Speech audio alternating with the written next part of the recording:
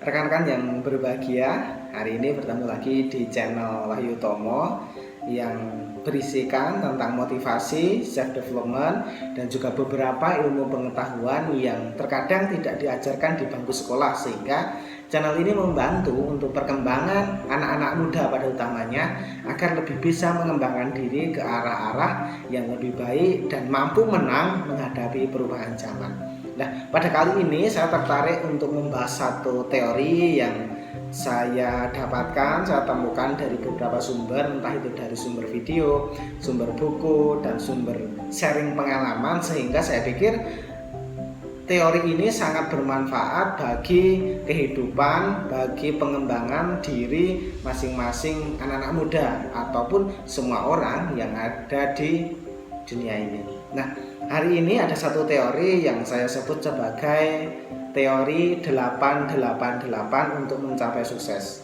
Tetapi sebelum itu kita simak setelah yang satu ini.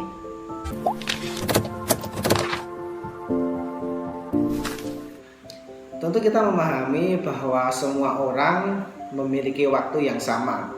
Setiap orang memiliki waktu 24 jam yang sama yang bisa dilakukan ataupun bisa digunakan sesuai dengan keinginan masing-masing individu. Sama dari jumlah ini dan terkadang menimbulkan pertanyaan, meskipun waktunya sama, mengapa banyak orang yang berbeda?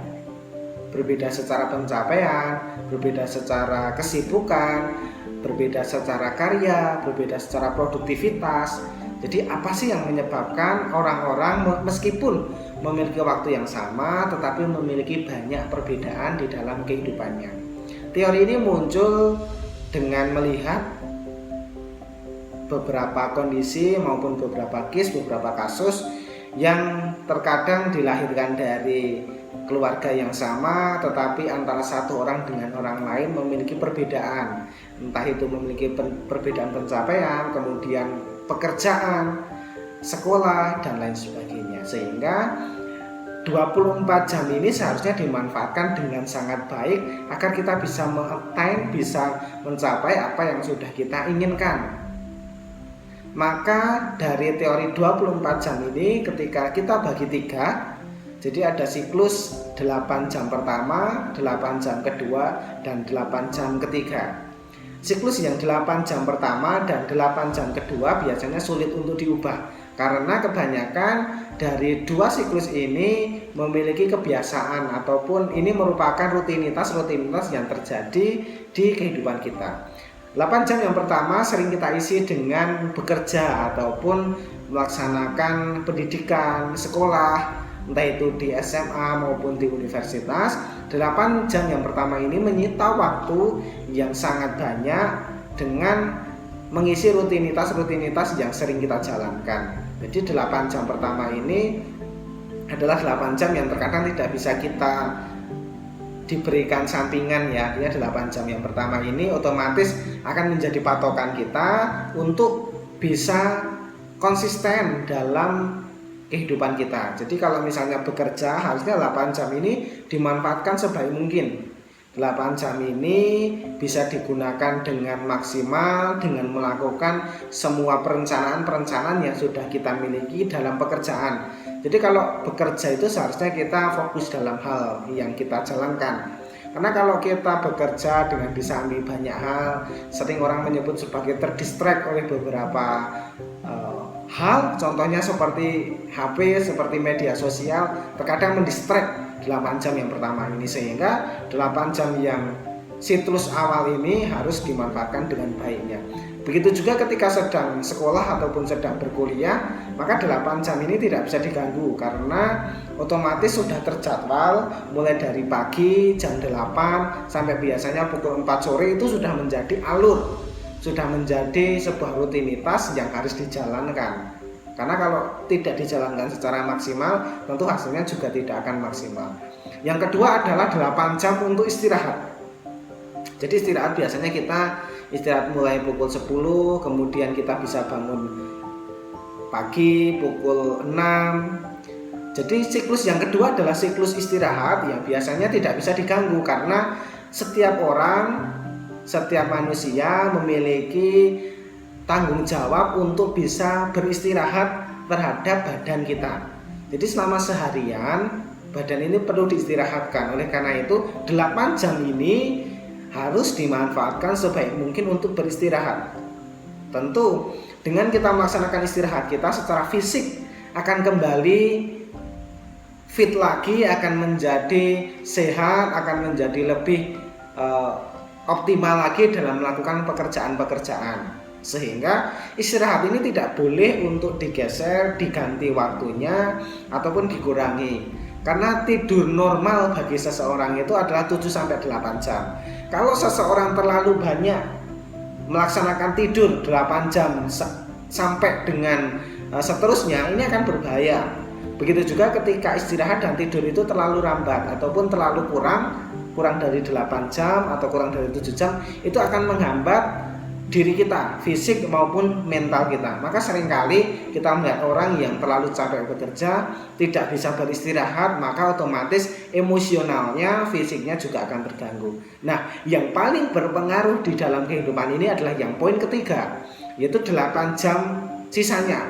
Jadi 8 jam pertama ditambah 8 jam kedua, kemudian ditambah 8 jam ketiga, dan 8 jam yang ketiga inilah yang menentukan sukses kita. Karena 8 jam ini biasanya banyak waktu yang kosong. Jadi di sela-sela bekerja ataupun belajar biasanya ada sela-sela selama 8 jam ini untuk kita melakukan aktivitas. Jadi yang membuat orang itu berbeda justru 8 jam ini. Jadi ketika seseorang memanfaatkan 8 jam sisa dengan sangat baik, dengan melakukan optimalisasi kegiatan, dengan melaksanakan peningkatan kompetensi yang ada di dalam diri kita, itu yang akan membuat seseorang jauh lebih sukses. Tetapi ketika seseorang hanya membuang waktu 8 jam itu dengan sia-sia, artinya membuang 8 jam itu dengan melakukan aktivitas yang tidak berguna, misalnya ngegame. Boleh kita membuat ataupun menjadwal diri kita untuk ngegame, tetapi ingat, semua ini ada batasnya, tidak boleh berlebihan dan juga tidak boleh membuat berbagai macam persoalan nantinya. Maka hiburan itu penting, hiburan itu perlu dalam kehidupan kita, tetapi kita harus bisa untuk membagi mana skala prioritas di dalam diri kita. 8 jam yang ketiga inilah yang menentukan bagaimana pencapaian kita di masa mendatang.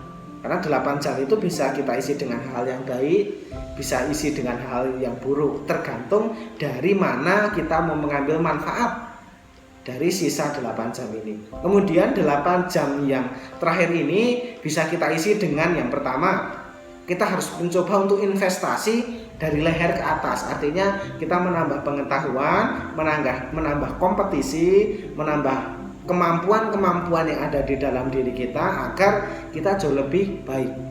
Jadi 8 jam itu bisa dimanfaatkan dengan membaca buku ataupun menonton video-video yang bermanfaat yang membuat diri kita jauh lebih berkembang.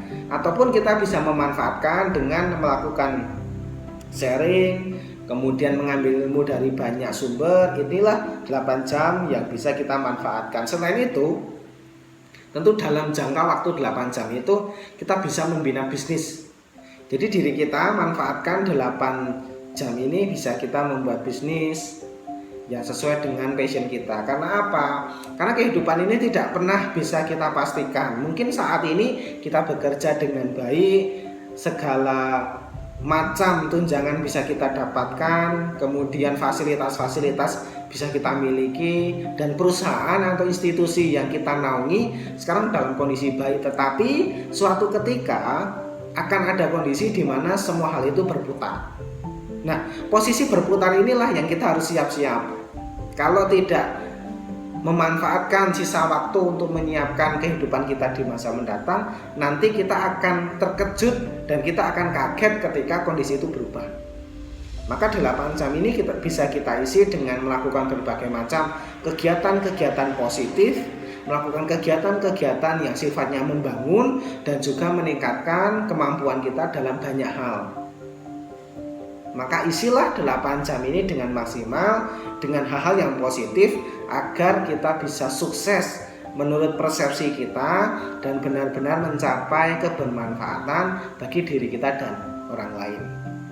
Untuk penutup, Sekali lagi, marilah kita memanfaatkan sisa waktu kita ini, yang tentu hidup ini tidak lama. Kita tidak bisa memprediksi bagaimana masa depan kita, tetapi kita harus mulai untuk menyiapkan. Dan ketika kita ingin sukses, bekerjalah lebih keras dibandingkan orang-orang yang seperti biasanya. Orang yang sukses itu bekerja 2-3 kali lebih keras dibandingkan orang lain. Jangan pernah mengharapkan hasil yang berbeda kalau kita hanya melakukan hal yang sama. Demikian yang dapat saya sampaikan. Terima kasih atas perhatiannya. Semoga video ini memberikan manfaat. Jangan lupa untuk like video ini, kemudian share video ini juga.